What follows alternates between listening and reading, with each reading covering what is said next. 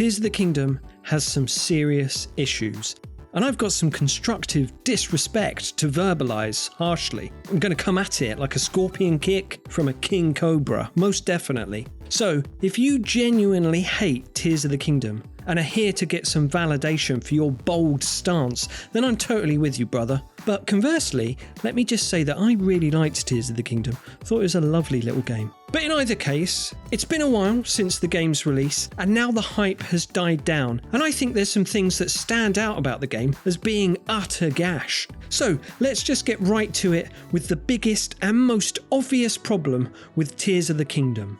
The shrines look like potatoes with arms. What's that about? They're very simplistic in appearance. I liked the old design better. They looked somehow ancient and advanced at the same time, like a piece of Jomon pottery with LED tape lighting wrapped around it. Now they just look like a spud that wants a hug. A stanky one at that, judging by that green pongy whiff. Were the designers just like, so for the shrines I'm thinking like a stone? Okay, what kind of stone? Regular stone. I love it! Print it! Okay, that was a nitpick, but I'm just easing you in, okay? So speaking of design, I'm not at all keen on the look of the Zonai neither. Those rabbity deer things, especially this one. Ugh. I'm sure I could find you 34 reasons why this thing creeps me out. Were the designers just like, so for the Zonai I'm thinking like a rabbit? Okay, what kind of rabbit? Like crossed with a deer and with tits? I love it! Print it! Okay, that was another nitpick. I can make my peace with the sexy Springbok, I suppose. Right, what's next? Oh yeah, Princess Zelda sucks. This new Zelda is a drip. Those aren't tears there, no, they're drips. She started off as a drip in Breath of the Wild, and she's carried on from there. Where am I? Oh, we won't be able to defeat him. There's nothing more I can do. I am not sure you'll be able to stop him. Nothing but failure. She's always lost, voice quivering, full of doubt, desperate, always seeking guidance or aid. I come seeking help. I found it vaguely interesting in Breath of the Wild, where she was having some kind of internal struggle. She was searching for her purpose and a way to unlock her power, but she couldn't find the answers. Then as a result, she resented Link, because he had his shit together and he knew what he wanted to do with his life, having inherited his father's business of swinging a sword around and stuff. I mean, it wasn't fully explored, just passing mentions in flashbacks, but kind of interesting and added a bit of flavour. And now, here she is in tears. Again, she feels lost, flung back in time, searching for a purpose. And all she seems good for is constantly bigging up Link. He is a royal knight. He became a hero. So very dedicated. Refuses to back down from any challenge. He is very strong. His heart is good and true. Link! Link! And her main occupation in Tears of the Kingdom seems to be going door to door, wrapped in a towel, begging for help on Link's behalf. A noble swordsman named Link will oppose him. A noble swordsman named Link will oppose him. A noble swordsman named Link will oppose him. But Link will only succeed with Dorito's help. But Link will need help. We must help. You must help Link. He is a noble swordsman who will fight that monster. It's hardly the stuff of legends, is it? And I had such high hopes for her when I saw her peppy new hairdo. I don't know what to say. I was kind of hoping she'd be like that Rey character from the Star Wars sequels. Not really. And then ultimately, her true purpose in the story is to restore the Master Sword for Link. And while her method of doing this is unexpected and somewhat bizarre, her sacrifice is genuinely moving, and I guess it's a pretty legendary thing to do, but on paper, she's nothing more than a glorified blacksmith, making sure the real hero has got the pointy stick he needs to kill the bad guy and save the day. Is that a reductive interpretation? Well, look, the bottom line is, she feels to me just slightly on the wrong side of capable, and I would have liked to see her actually kicking some ass for once. Oh well, maybe next time. Let's talk about the dungeon temples in Zelda Tears of the Kingdom. Now, one of the hallmarks of the Zelda series historically has been its dungeons. Delving into a dungeon is a highlight of any of Link's previous adventures. The temples, tombs, ruins, and other various uncosy interiors scattered across Hyrule. They've marked some of the series' toughest and most memorable challenges. Multi-storied and overflowing with atmosphere, interlocking rooms filled with puzzles and themes to test your mind and your metal sword. These trials had become sort of a tradition for a Zelda game, and every entry has at least one famous and memorable dungeon. Then Breath of the Wild came along, and the typical Zelda dungeon was transmorphicized into the divine beasts.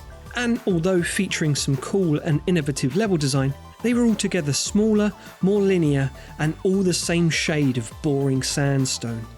So with Tears of the Kingdom, it felt like a really good opportunity to rectify that minor gripe and bring back the creative and momentous dungeon trials, which they kinda did, sort of, but not really.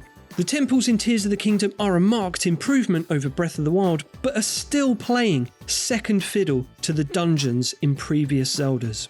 I mean, not even second fiddle. And actually, if I was to put together a band based on the best Zelda dungeons, I'd probably go with Ocarina of Time on lead violin, and then I'd have the Wind Waker playing second fiddle. I'd have Link to the Past on cello, Twilight Princess on oboe, Skyward Sword on trombone. I'd have Chad Smith on drums, and then I'd have Breath of the Wild and Tears of the Kingdom at the back, sharing triangle duties. But honestly, I really think if we rehearse twice a week, get some gigs under our belt, get a strong MySpace following, I think we could definitely make it. Wait, what was I talking about again? Oh yeah, Zelda dungeons. So the temples in Tears of the Kingdom are too brief to be memorable, too linear to be a challenge, and too airy and open to feel as atmospheric as a classic Zelda dungeon. I mean, the Fire Temple sort of came near to scratching that itch. I seem to remember having to think about what I was doing for a moment, but I didn't find myself calling the Nintendo hotline at any point, you know? Just like I did when I was a kid and I got stuck in Link to the Past's Ice Palace. Turns out the solution was staring me in the face the whole time, and I would have got it if I'd just persevered, but instead I spent £7.50 on a 5-minute phone call. Mum went apeshit. But it's weird because I don't know why Nintendo couldn't have just plonked down a good old ice palace or a traditional water temple into Tears of the Kingdom and called it good. Apparently it's something to do with seamlessness. So, in an interview with The Verge, Tears of the Kingdom director Hidemaru Fujibayashi spoke about the temples and how they were designed around this theme of seamlessness. The idea being that you could dive into them from the sky, or how you could run in and out of them whenever you wanted, seamlessly. Which I think is a bit of a cop-out. For one, the only way out of the depths is to fast travel back to the surface. Most of the time, you'll need to open your map, pick a location on the surface, and then teleport to it. Now that's not very seamless, is it, Fujibayashi-san, you little... And then also, Elden Ring, by the way. So Elden Ring has managed to seamlessly integrate its legacy dungeons, castles, and subterranean labyrinths no problem. It's amazing the number of times I've been playing Elden Ring and I've suddenly thought, oh crap, this is just like that place from out of Dark Souls. You know, I've been in Stormvale Keep and thought, oh crap, this feels like the Boletarian Palace from Demon Souls, or I'd been exploring the rotten estate around the Volcano Manor and thought, Willikers, this feels just like the streets of Yharnam from Bloodborne. You feeling me? And these are claustrophobic interiors, narrow corridors and gloomy crypts. And I think they serve as a nice contrast to the vast open expanse of the lands in between Elden Ring's open world. Would it not create a similar dynamic to have a classic puzzle dungeon to contrast against the open air of Tears of the Kingdom's Hyrule?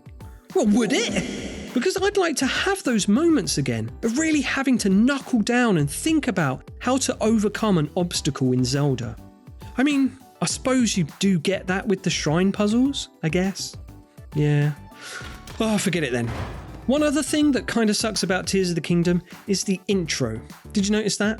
It wasn't the worst start to a Zelda game. I mean, spending ages wrangling goats and lost cats and wrestling a cradle from a monkey with a hawk was a pretty rough start to Twilight Princess. Although it sounds quite amusing when you say it like that, but there's something about the beginning of Tears of the Kingdom that felt protracted and disconnected from the main game. To suddenly find yourself on an island in the sky, running around shirtless with a club, looking like Bam Bam from the Flintstones, with someone following you around playing sad woodwind.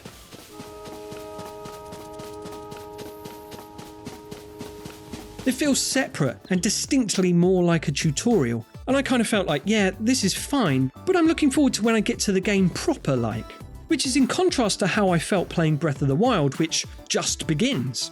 Yeah, you need to wake up and get dressed first, but then you run out and see the whole world in front of you. And the Great Plateau is such a varied and expansive starting area that it doesn't really feel in any way restricted.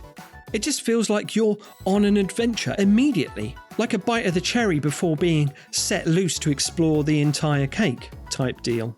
And it took a little while for Tears of the Kingdom to gel with me. It didn't feel as sticky right off the bat, and I didn't settle into it for quite some time. Maybe that's the curse of the sequel, but I don't know, I just think that opening was pretty rough and didn't feel focused. And that's another thing. I feel one of the broader problems I had with Tears of the Kingdom was its focus. I kind of felt like I didn't really have a clear understanding of my objectives. In Breath of the Wild, there was one very clear objective: defeat Ganon. But in Tears of the Kingdom, however, it's more like Zelda's missing, and we've quickly realised she's gone back in time somehow, but like, where is she though? Link, you've got a weird robot arm now, so why don't you become a journalist? Team up with a giant seagull and find out maybe. Also, there's some weird shiz happening in every town, so look into that because probably be connected. And then there's an extended duration of open-ended gameplay before any of that stuff comes together and makes sense. I mean, if I had to guess, I'd say Gammon was behind it. But I don't know about you, but during my playtime I felt vaguely puzzled. The castle's taken off and there's toxic jollop everywhere, and I just spent 10 minutes building a Trojan cube, so how am I supposed to save the kingdom again? I don't know, I guess they were just going for some kind of mystery vibe, like where on earth is Princess Zeldiago, but it just felt too ambiguous in how it reflected back to the core objectives of the game. For me anyway, you know. I preferred Breath of the Wild's simplicity, is all. Speaking of Breath of the Wild, the biggest problem I have with Tears of the Kingdom is that it's killed Breath of the Wild. Dead. Like Fern Gully, the last rainforest. Never to return. Typically, with each Zelda game comes a new adventure. Sometimes the world maps are similar, or sometimes even the game mechanics are identical, running on the same engine. But generally, each Zelda adventure is standalone. And with the Zelda series, Nintendo has found a way of making every title endure without being superseded by another. Each new entry adds to the catalogue of epic adventures about the boy with the ears and the green tunic and his friend Mr. Sword, and also the legendary princess who you see briefly at the beginning and who shows up again at the end. But Tears of the Kingdom has sort of made Breath of the Wild redundant, and for the first time a new Zelda release has meant we've lost an old one. Now, Nintendo has gone to great lengths to make Tears of the Kingdom feel different from Breath of the Wild. They've added caves and sky islands, a Gungy basement land, and the ability to glue stuff to other stuff and stuff. And I think it was enough. It felt like a worthwhile sequel and a vast improvement on what was already a masterpiece. But now as a result, it feels like the effort they made to make Tears of the Kingdom stand out makes Breath of the Wild wither and pale in comparison. There's now no reason to go back to that game. Unless you want to get mugged off by the Guardians again, which you might, I suppose, that was fun. But Breath of the Wild feels so empty now. So there's that, right? But then, on the flip side, Tears of the Kingdom inherits just as much from Breath of the Wild as it adds on top of it. And so one of the things that really sucks about Tears of the Kingdom is familiarity. And I'm not saying familiarity has broadened. Now, I'm not saying familiarity has broadened contempt, not at all, but it definitely has broadened a certain amount of fatigue on my part. Specifically, my fatigue for the giant open world of that specific Hyrule. Despite all the cool innovations and new areas to explore, new enemy asses to whoop on, there's still a significant amount of bleed from Breath of the Wild. Now, I think to say Tears of the Kingdom is just big DLC or that it's an asset flip is a bit reductive, but probably the reason why Tears of the Kingdom didn't feel as sticky to me was because by the time I got around to it, I'd already spent about 400 hours in that world. Because no matter how much they added to it, those paths are well trodden, like literally. And as much as I like staring at Link's little keister as he runs, that is a lot of running around Hyrule. And I mean, I can fully appreciate them wanting to reuse the environments they created in Breath of the Wild. It's a fantastic world, and it continues to delight myself and my balls. Plus, game development is an absolute nightmare. It's very costly and time consuming, so there's that. if I'd have known there was going to be a sequel to Breath of the Wild coming down the pike that was set in the same world, I probably wouldn't have played through it twice. I don't know. Curse of the sequel, I guess. Now, series producer AGL Numa has suggested that future Zeldas will follow the format of Breath of the Wild and Tears of the Kingdom. And my hope is that with the next one, it's a brand new Hyrule. Because as much as I've loved the time I've spent in both these games, I'm not sure how much I'd love it for a third time. But then again, Nintendo always has a way of surprising you. Maybe it will be the same Hyrule again, but this time Link will have a beard and he'll be able to turn himself into a pair of scissors or something. And you'll lap it up, and so will I. Right then, to summarise, things that suck about Tears of the Kingdom. 1. Potato shrines. 2. The weird rabbit with the buzzies. 3. Zelda is whack and a lame wad. 4. Dungeons, no good. 5. The intro is a snooze festival. 6. The main objective is loosey-goosey in comparison to Breath of the Wild's tighty tiger. 7. Breath of the Wild is now obsolete, thanks Tears of the Kingdom. 8. Tears of the Kingdom is too familiar, thanks Breath of the Wild. So that's only 8. I need 2 more for an even 10. How about 9? No co-op. That kind of sucks. Which is weird really, because Nintendo always seems to shoehorn in co-op into their games, and it really looked like there was going to be some co-op action in those early trailers, but never mind, maybe next time. And finally, 10. I hate that you still can't pet the dogs. This game is literally unplayable. Psych and describe.